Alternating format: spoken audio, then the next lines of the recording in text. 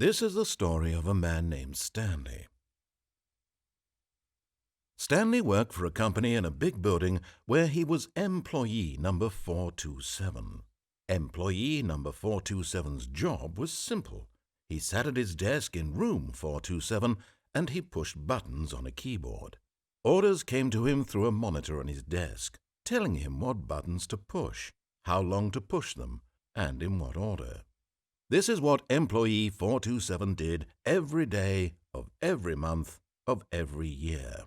And although others might have considered it soul-rending, Stanley relished every moment that the orders came in, as though he had been made exactly for this job.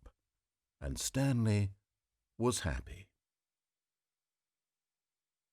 And then one day something very peculiar happened, something that would forever change Stanley, something he would never quite forget. He had been at his desk for nearly an hour when he realized that not one single order had arrived on the monitor for him to follow. No one had showed up to give him instructions, call a meeting, or even say hi. Never in all his years at the company had this happened. This complete isolation. Something was very clearly wrong. Shocked, frozen solid, Stanley found himself unable to move for the longest time.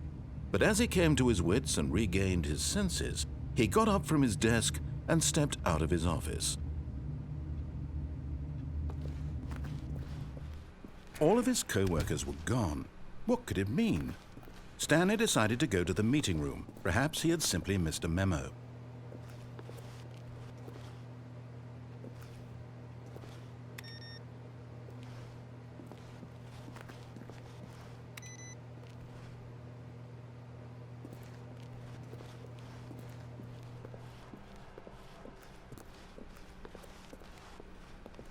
When Stanley came to a set of 2 open doors, he entered the door on his left.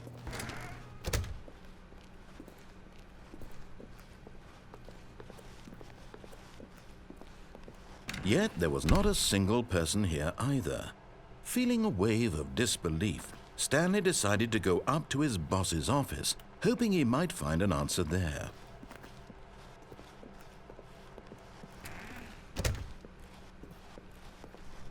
Coming to a staircase, Stanley walked upstairs to his boss's office.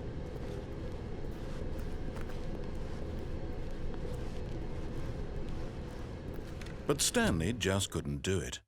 He considered the possibility of facing his boss, admitting he had left his post during work hours. He might be fired for that. And in such a competitive economy, why had he taken that risk? All because he believed everyone had vanished? His boss would think he was crazy. And then something occurred to Stanley. Maybe, he thought to himself, maybe I am crazy. All of my co-workers blinking mysteriously out of existence in a single moment for no reason at all? None of it made any logical sense. And as Stanley pondered this, he began to make other strange observations. For example, why couldn't he see his feet when he looked down? Why did doors close automatically behind him wherever he went? And for that matter, these rooms were starting to look pretty familiar. Were they simply repeating? No, Stanley said to himself, this is all too strange. This can't be real. And at last, he came to the conclusion that had been on the tip of his tongue. He just hadn't found the words for it. "I'm dreaming!" he yelled. "This is all a dream." Oh, what a relief Stanley felt to have finally found an answer, an explanation. His co-workers weren't actually gone. He wasn't going to lose his job. He wasn't crazy after all. And he thought to himself, I suppose I'll wake up soon. I'll have to go back to my boring real-life job pushing buttons. I may as well enjoy this while I'm still lucid. So he imagined himself flying and began to gently float above the ground. Then he imagined himself soaring through space on a magical starfield, and it too appeared. It was so much fun, and Stanley marveled that he had still not woken up. How was he remaining so lucid? And then perhaps the strangest question of them all entered Stanley's head. One he was amazed he hadn't asked himself sooner. Why is there a voice in my head dictating everything that I'm doing and thinking? Now the voice was describing itself being considered by Stanley, who found it particularly strange. I'm dreaming about a voice describing me, thinking about how it's describing my thoughts, he thought. And while he thought it all very odd and wondered if this voice spoke to all people in their dreams, the truth was that, of course, this was not a dream. How could it be? Was Stanley simply deceiving himself, believing that if he's asleep, he doesn't have to take responsibility for himself? Stanley is as awake right now as he's ever been in his life. Now, hearing the voice speak these words was quite a shock to Stanley. After all, he knew for certain, beyond a doubt, that this was in fact a dream. Did the voice not see him float and make the magical stars just a moment ago? How else would the voice explain all that? This voice was a part of himself too. Surely, if he could just... He would prove it. He would prove that he was in control, that this was a dream. So he closed his eyes gently, and he invited himself to wake up. He felt the cool weight of the blanket on his skin, the press of the mattress on his back, the fresh air of a world outside this one. Let me wake up, he thought to himself. I'm through with this dream. I wish it to be over. Let me go back to my job. Let me continue pushing the buttons. Please, it's all I want.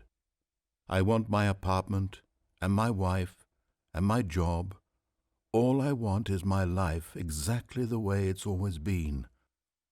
My life is normal. I am normal. Everything will be fine. I am okay.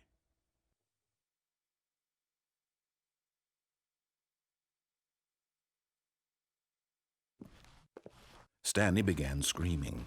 Please, someone, wake me up. My name is Stanley. I have a boss. I have an office. I am real. Please, just someone tell me I am real. I must be real. I must be. Can anyone hear my voice? Who am I? Who am I? And everything went black.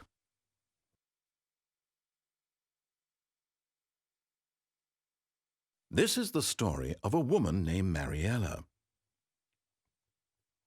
Mariella woke up on a day like any other.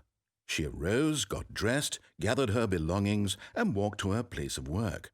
But on this particular day, her walk was interrupted by the body of a man who had stumbled through town talking and screaming to himself, and then collapsed dead on the sidewalk. And although she would soon turn to go call for an ambulance, for just a few brief moments she considered the strange man. He was obviously crazy. This much she knew. Everyone knows what crazy people look like. And in that moment, she thought to herself how lucky she was to be normal. I am sane. I am in control of my mind. I know what is real and what isn't. It was comforting to think this, and in a certain way, seeing this man made her feel better. But then she remembered the meeting she had scheduled for that day, the very important people whose impressions of her would affect her career, and by extension, the rest of her life. She had no time for this, so it was only a moment that she stood there, staring down at the body. And then she turned and ran.